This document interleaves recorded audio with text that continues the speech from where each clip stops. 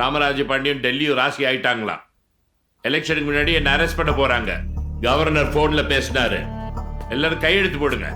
எதுக்கு தலைவர? நான் உள்ள போனா எல்லாரும் அவன் பக்கம் போயிடக்கூடாது இல்ல, ஒரு சேஃப்டிக்காக தான். யோ, உங்க பணமும் பதவியும் போகாம நான் பாத்துக்கிறேன். கையெழுத்து போடுங்க. கோதண்டம் போடுற. சரிங்க தலைவர். Sister super.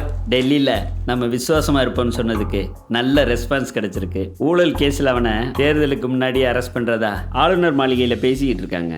யார் பேசிட்டு இருக்காங்க? கவர்னர். போஜப்பன் ஆடி போயிட்டானா என்ன ஒன்று, எல்லாத்தையும் ஏதோ கையெழுத்து வாங்கிட்டு இருக்கானா. அது பரவாயில்ல சார், நம்ம கம்பெனிக்கு ஏலகிரியில் ரெசார்ட் இருக்கு. இவங்களுக்கு ஏலகிரி அதுக்கு கும்முடி பூண்டியே போதும். அடுத்து என்ன சிஸ்டர்? அவனோட பலவீனம் அவன் அப்பா.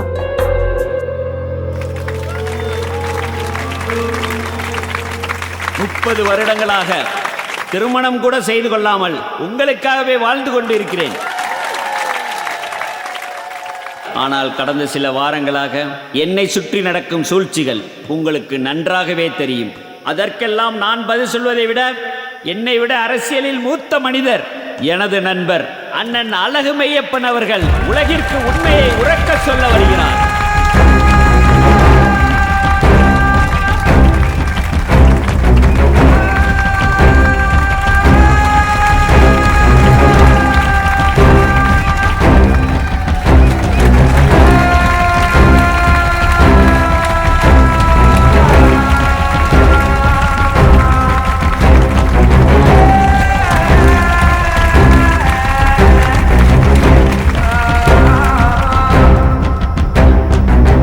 தந்தை காற்றும் உதவி இவன் தந்தை என்னோற்றான் கொல் என்றான் வான்புகழ் வள்ளுவன்.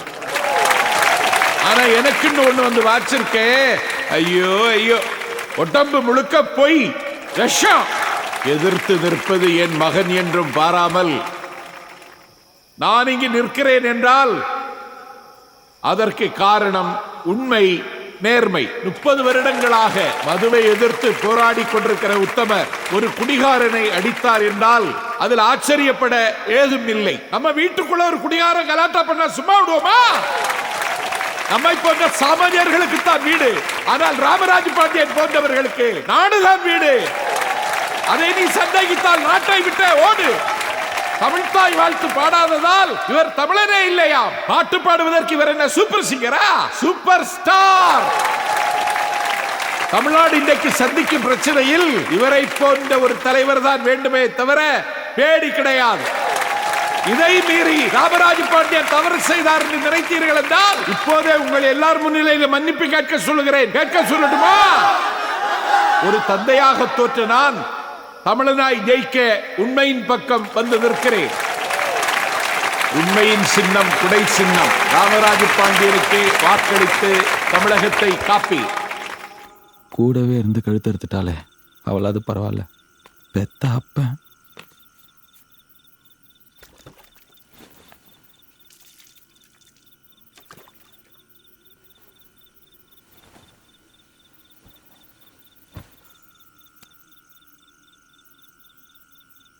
சின்ன வயசுலேருந்து எனக்கு உன் மேலே பயங்கர கோவம். பழக தெரியாத மனுஷன், பேரும் இல்லை, பணமும் சம்பாதிச்சுக்கல, எனக்கு எதுவும் பண்ணல. ஆனால் எல்லாத்துக்கும் சேர்த்து வச்சு பெருசாக ஒன்று பண்ணிட்டலப்பா. இன்னைக்கு உனக்கு என்ன அவ்வளோ பிடிக்காதாப்பா? உன் கூட சண்டை போட்டு இருந்தாலும் நான் எப்போவுமே உன்னை அப்பாவை தான்ப்பா பார்த்தேன். ஆனால் இந்த அரசியல்ல அப்பா பையன்லாம் இல்லைன்னு காமிச்சிட்ட.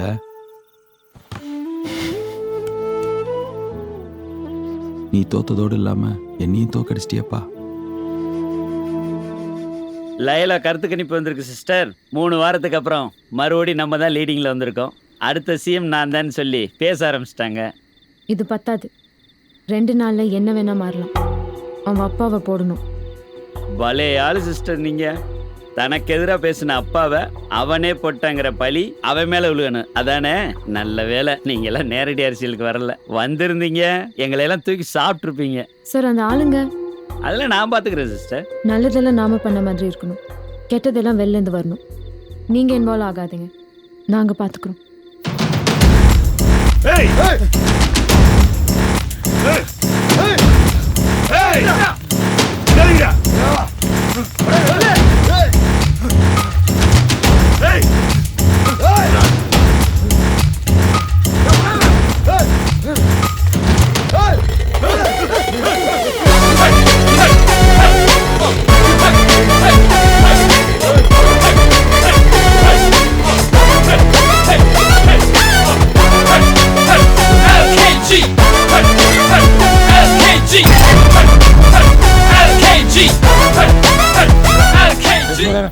ஆறு பேர் இருக்காங்கப்பா. டேய் என்கிட்ட வந்து சென்டிமெண்டா பேசி நடிச்சு என்ன காரியம் பண்ண? அட பாவி, பெத்த அப்பேடு கூட பார்க்காம ஆளை வச்சு வெட்ட பாத்தியாடா? அப்பா உனக்கு கொஞ்சமாவது அறிவு இருக்கா? நான் தானே உன்னை வந்து காப்பாத்தினேன், அதனால தானே என்ன வெட்டினாங்க. எல்லாம் அந்த ராமராஜ் பாண்டியன் தான்ப்பா. ராமராஜ் பாண்டிய கூட 30 வருஷமா அரசியல் பண்ணிட்டு இருக்கேன். அப்படியெல்லாம் பண்ற ஆள் கிடையாது அவரு. யாரோ ஒருத்தனை நம்புவேன், பெத்த பையன் என்ன நம்ப மாட்டியா? இந்த பொழுது ஐயோ அப்பா, திருக்குறள் மட்டும் சொல்லாதப்பா. ஐயோ டாக்டர் மயக்க ஊசி போடுங்க டாக்டர். அப்பா நான் வெட்ட சொல்லப்பா. நான் தான் வெட்ட சொன்னேன்.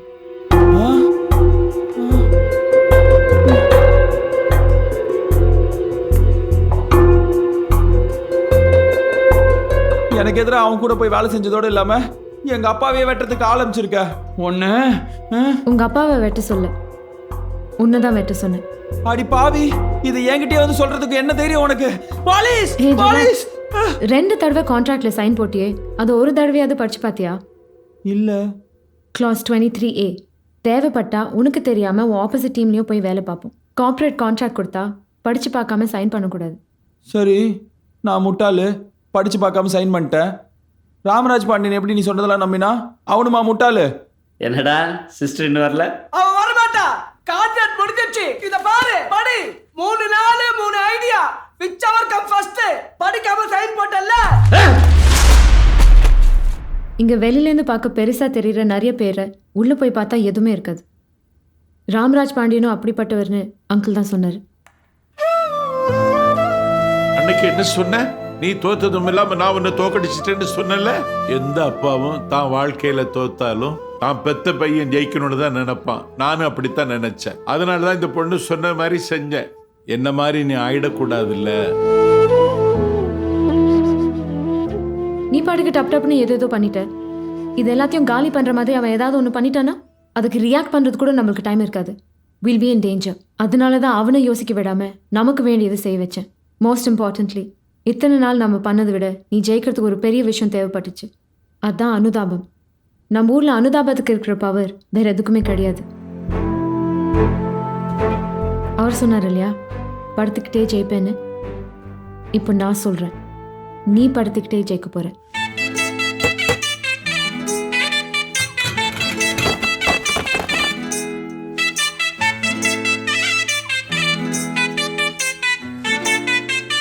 என்னுடைய கை வணக்க கூட சொல்ல முடியல. இந்த வழியெல்லாம் உங்களுக்காக தான். அநீதிக்கு எதிராக போராடினா வெட்டுவீங்களா? அப்ப நான் சாகர வரைக்கும் போராடுவேன். ஓட்டு போட மறந்துடாதீங்க. ஊழல் வழக்கில் முதலமைச்சர் போஜப்பன் கைது செய்யப்பட்டதை தொடர்ந்து லால்குடி இடைத்தேர்தலில் வெற்றி பெற்ற எல்கேஜி புதிய முதல்வராக பதவியேற்கிறார். இதனை எதிர்த்து தமிழகம் முழுவதும் பெரும் போராட்டம் வெடித்துள்ளது.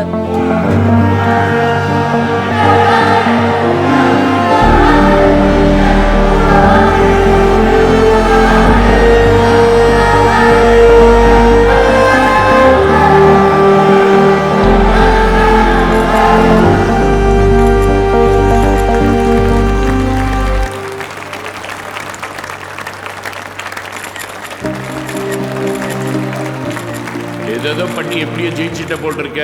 நான் எதிர்பார்த்தது தான். என்னை காலி பண்றதுக்கு ராமராஜ் பாண்டியன் டெல்லி வரைக்கும் போயிட்டு ஏதோ பண்ணி வச்சிருக்கான். இன்னைக்கு நைட்டே என்னை அரெஸ்ட் பண்ணிடுவாங்க. ஆனா கட்சியும் ஆட்சியும் அவன் கையில போகாம இருக்க எல்லாம் ஏற்பாடு பண்ணிட்டேன். நான் திரும்பி வர வரைக்கும் நீ பதவி ஏத்துக்க. திரும்பி வந்தாதானே?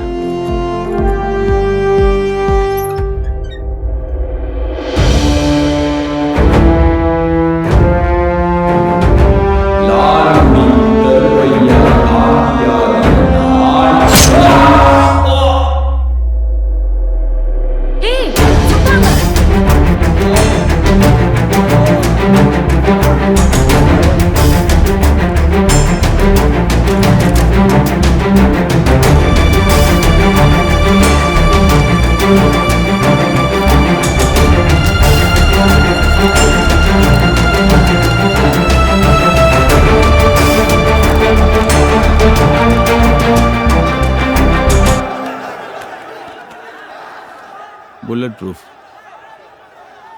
இங்கே யாரையும் நம்ப முடியாது. 500 ரூபா கொடுத்தா உள்ள விடுவாங்கல்ல, மேலே தூக்கு.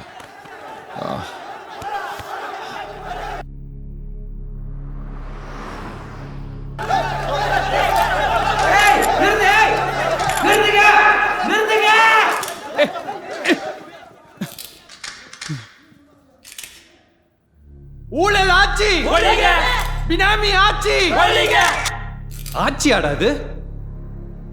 எவனால சிஎம் ஆகலாம், யாருனால ஆட்சி அமைக்கலாம். ஜனநாயக படுகொலாது. உங்க கோவம் நியாயமானதுதான். நீங்க ஓட்டு போட்ட முதலமைச்சர் இப்ப உயிரோட இல்ல, ராத்திரியோட ராத்திரியா வந்து ஆட்சியை பிடிச்சோ ஜெயில்ல. இப்ப புதுசா ஒருத்தன். கோவம் கரெக்ட் தான், ஆனா அதை எதுல காட்டுவீங்க? துப்பாக்கி இல்லையா?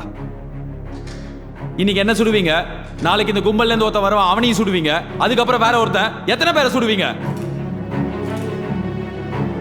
துப்பாக்கியோட பவர்ஃபுல் ஆயுதம் உங்க கையில இருந்தது, உங்க ஓட்டு.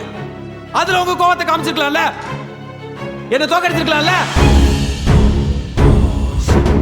நான் போட்டி போட்ட அதே எலெக்ஷன்ல தான் அவரு நின்னாரு. படிச்ச ஆளு, படிச்சுட்டு இருக்கிற வேலையை விட்டு ஏதாவது மாத்த முடியாதுன்னு சுயேட்சையா நின்னாரு. தை சின்னத்துல யாருக்கா தெரியுமா? 413 ஓட்டு வாங்கினான். யார் தோக்கடிச்சா அவனை? நானா? நீங்க தான். தமிழ்நாட்டுல ஒவ்வொரு தேர்தலையும் ஒவ்வொரு தொகுதியிலையும் ஏதாவது மாத்திரலான்னு சுயேட்சையா அத்தனை பேர் நிக்கிறாங்க. யாராவது திரும்பி பார்க்கறோமா? நம்மளுக்கு தெரிஞ்சதுல 2 கட்சி 2 சின்னம். ஜாதியை பார்த்து ஓட்டு போறவங்க தானே நீங்க. காசு கொடுத்து ஜெயிச்சவன் தான்டா நீ. ஆமா, அரசியல்வாதிகளா காசு கொடுத்து தான் ஓட்ட வாங்குறோம். ஆனா அந்த காசுக்கு ஓட்ட விக்கிறது யாரு? காசு கொடுக்கிற நாங்க கெட்டவங்கனா அதை வாங்குற நீங்க.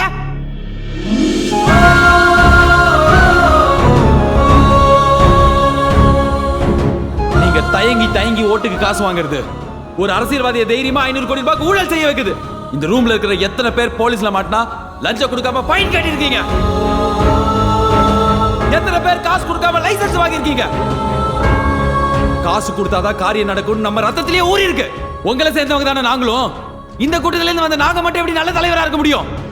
இப்ப சொல்லு, உங்களுக்கு எனக்கு என்ன வித்தியாசம்? இல்ல உங்களுக்கு எந்த அரசியல்வாதிக்கு தான் என்ன வித்தியாசம்? ஆமா, இங்க எல்லாமே தப்பானவங்க, எல்லாம் தப்புங்கிறியே. விடிவு காலமே கிடையாதானே இருக்கு. அவன் வந்து காப்பாத்துவான், இவன் வந்து காப்பாத்துவான். அந்த நடிகர் கட்சி ஆரம்பிச்சா நல்லா இருக்கும், இந்த நடிகர் கட்சி ஆரம்பிச்சா நல்லா இருக்கும்னு நம்பிக்கையை எவன் மேலேயே வைக்கிறதுக்கு பதிலா உங்க குழந்தைங்க மேல வைங்க. என் குழந்தை டாக்டர் ஆகணும், என் குழந்தை இன்ஜினியர் ஆகணும்னு ஆசைப்படுறீங்கல்ல, என் குழந்தை நல்ல மனுஷன் ஆகணும்னு ஆசைப்படுங்க.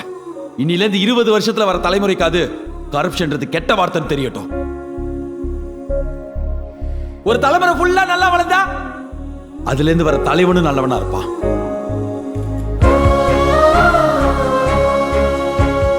சரி, இப்ப இன்னைக்கு கதைக்கு வருவோம். நான் போஜப்பா ஆளு, இது ஊழல் ஆட்சி, அவரோட பினாமினா, அதனால தானே என்ன சுட்டீங்க. இப்ப சொல்றேன், நான் உங்களோட ஆளு. இது பினாமி ஆட்சி இல்ல, மக்களுக்கான ஆட்சி. நம்பிக்கை வரல? நான் போடுற முதல் கையெழுத்தே போஜப்பன் இது வரைக்கும் பண்ண எல்லா ஊழலையும் விசாரிக்க சிபிசிஐடி தலைமையில விசாரணை ஆணையம் அமைக்கிறது தான். இதை யாராவது எதிர்த்தாங்கன்னா என் பதவியை ராஜினாமா பண்ணுவேன். இப்ப கூட உங்களால என்ன நம்ப முடியலனா என்ன சுடுங்க. புல்லட் ப்ரூஃப்ல கைட்டி என்ன சுடுங்க. சுடு. சட்டப்படி எல்லாம் ரெடி. ஆனா நீங்க சொல்லுங்க, நான் பதவி ஏத்துக்கலாமா?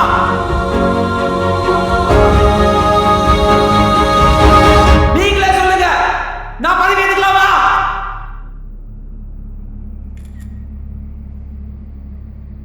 ஏத்துக்கலாம். ஏத்துக்க ராசா.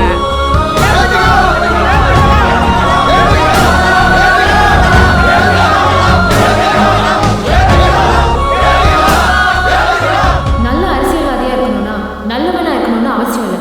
நல்ல பேசினா போதும், நம்பிடுவாங்க. பேசி பேசி பேசி தான் இங்க நாட்டிய ஆண்டுட்டு இருக்காங்க. சத்தியம் தவறாத உத்தமன் போலவே நடிக்கிறார். சமயம் பார்த்து பல வகையிலும் கொள்ளை அடிக்கிறார். பக்தனை போலவே பகல் வேஷம் காட்டி